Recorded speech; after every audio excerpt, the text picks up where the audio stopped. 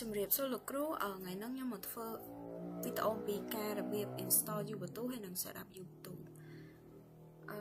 ចឹងដំបូងដើម្បី install បានយើងត្រូវការចូល browser ហើយយើងsearch ទៅកាន់ VirtualBox ហើយយើងជ្រើសរើសយក VirtualBox 7.2.6 ហើយយើងរើសទៅតាម device របស់យើងអញ្ចឹងបើខ្ញុំប្រើ Windows ខ្ញុំយក Windows ដោយសារខ្ញុំធ្លាប់ down រួចហើយអញ្ចឹងខ្ញុំអត់ down ទេហើយសម្រាប់ Ubuntu ក៏ដូចគ្នាដែរយើងចូលទៅ browser ហើយយើង search Ubuntu នេះហើយយើងចុច download រងចាំវាបន្តិចវានឹង load មកកន្លែងនេះ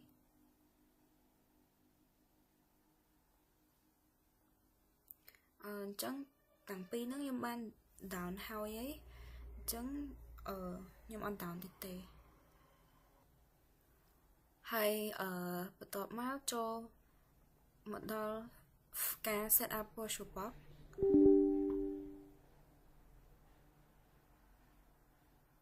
អញ្ចឹងយើងចុច next ហើយយើងយក accept next yes ហើយអត់ចុចអីទៀតទេ next install ហើយយើងរងចាំវាបន្តិច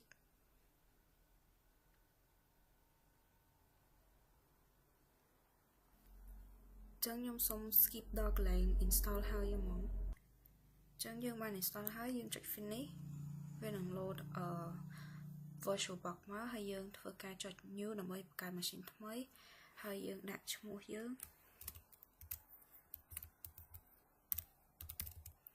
ហើយយើងរើសទីតាំងយើងចង់ដាក់ណាក៏បានដែរហើយតែខ្ញុំបង្កើត folder សម្រាប់ដាក់ហើយកន្លែងនេះយើងជ្រើសរើស Linux កន្លែងនេះយើងជ្រើសរើស Ubuntu ហើយតែប៉ុណ្្នឹងទេហើយយើងចុច next កន្លែងនេះយើងដាក់វា 4G ទៅ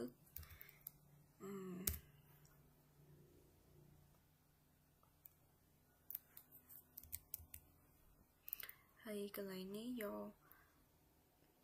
2ហើយអានេះយក 25G next ហើយ finish អញ្ចឹងបានមកហើយម៉ាស៊ីនយើងអញ្ចឹងយើងចុច start ម៉ាស៊ីនយើងមួយមក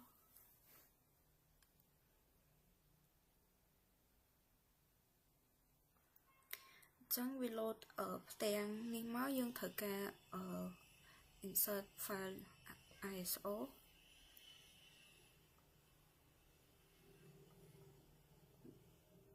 file Ubuntu ដែលយើងបាន down ហើយហ្នឹង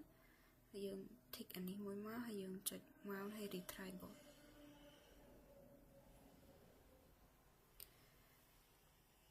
ហើយកន្លែងនេះយើងចុច try to install ហើយយើង enter យើងរងចាំវា plate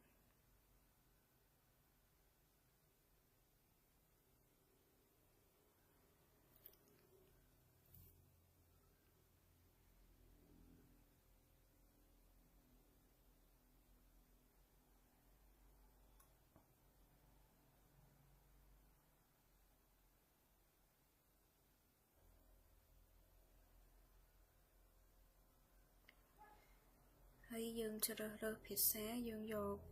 អង់គ្លេស enter ហើយ continue without updating ហើយយើងចុច done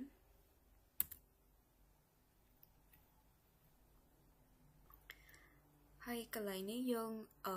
tick ទៅលើ Ubuntu server ហើយយើង enter done ហើយកន្លែងនេះ done មកតាមទៀតហើយកន្លែងនេះឲ្យវា test សិន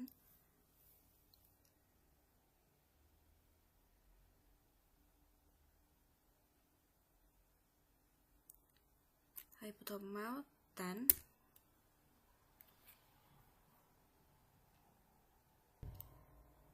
ហើយយើងធ្វើការ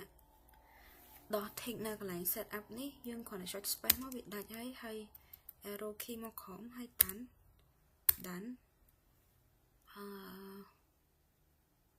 ហើយយើង continue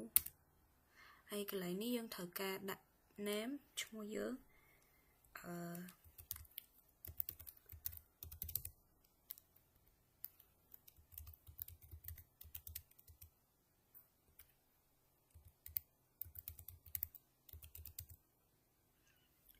password ហើយយើង confirm password ម្ដងទៀតហើយយើង check មើលត្រូវអត់នៅហើយយើង arrow key មកក្រោមហើយ done ហើយយើងយក skip for now ហើយ done ហើយអញ្ចឹងយើងធ្វើការ tick ទៅលើ install OpenSSH server ហ្នឹងយើងចុច space មកហើយarrow key មកក្រោម done ហើយវានឹង load ចេញអានេះហើយយើង arrow key មកក្រោមទៀត done ហើយយើងរងចាំឲ្យវា install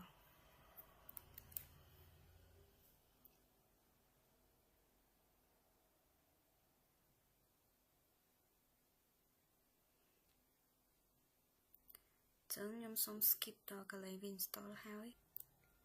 អញ្ចឹងយើងបានធ្វើការ download ហើយយើងចុច reboot now ហើយវានឹង load ចេញមកពេលឃើញចឹងយើងចុច enter បន្តិចមក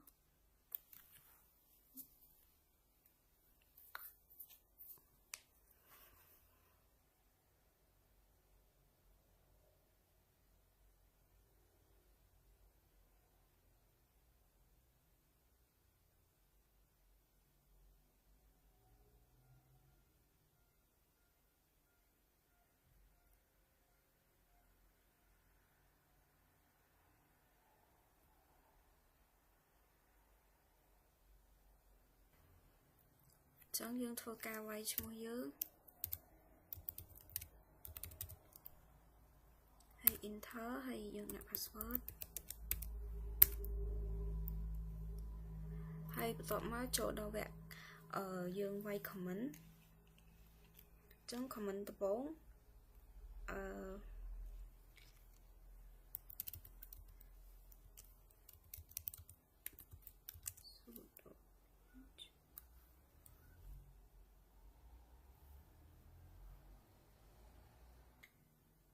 យើងធ្វើការវាយ comment ដំបូងរបស់យើង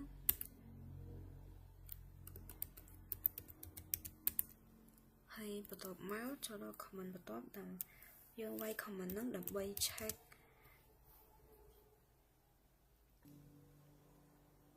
ហើយយើងចុច enter បន្ទាប់មកអត់ដែលមានឃើញអីទេអញ្ចឹងយើង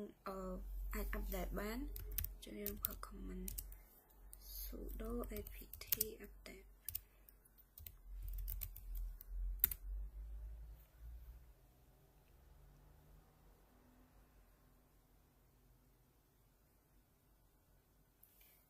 ហើយយើងវាយ comment មួយទៀតធ្វើការ upgrade sudo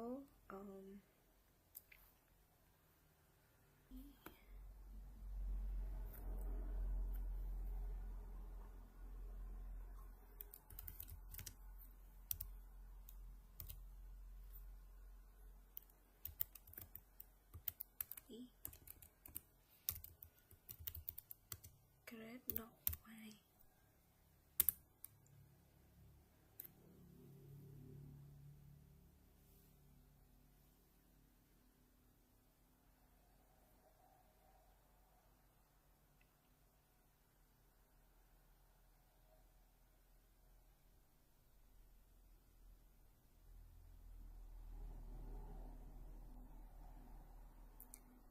ចឹងខ្ញុំសូម skip ដល់កន្លែងមុខ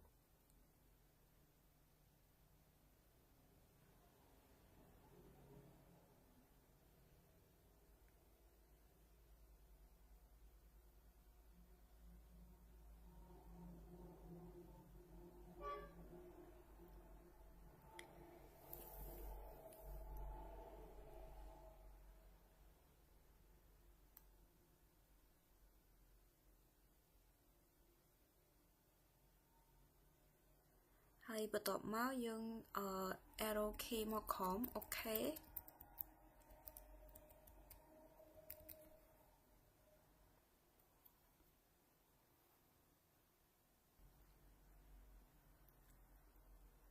ច្រឡំខ្ញុំមិនចុច arrow key ទេចុច tab ហើយ enter